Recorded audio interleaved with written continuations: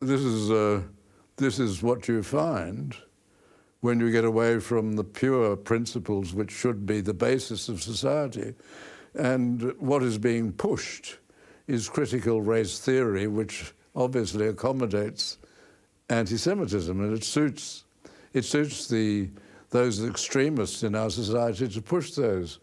And it reflects in Australia part of the mismanagement of our immigration system, in that we've allowed people like the man who's just spent an enormous amount of public money winning a case in the High Court, Babrika, I think that's his name, the Algerian who committed a very serious offence, but has been relieved from losing his citizenship because of, I think, the High Court's correct rule that this should be done by a court and not by a minister.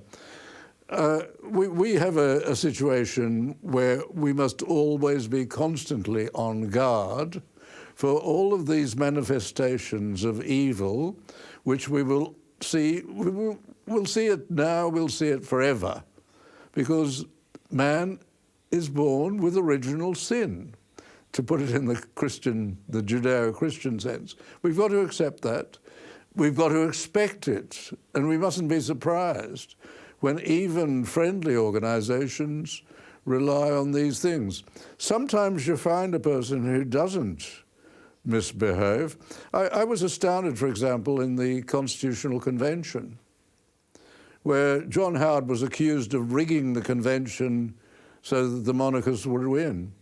I looked at all of the votes of those delegates in his gift. There are a number of delegates, about 30 or so delegates, who were all appointed by the Prime Minister.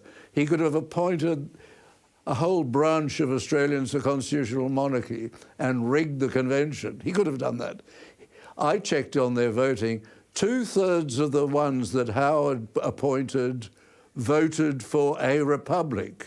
And he chose people, distinguished Australians who wouldn't stand for election, and he looked for those groups who weren't represented at the convention.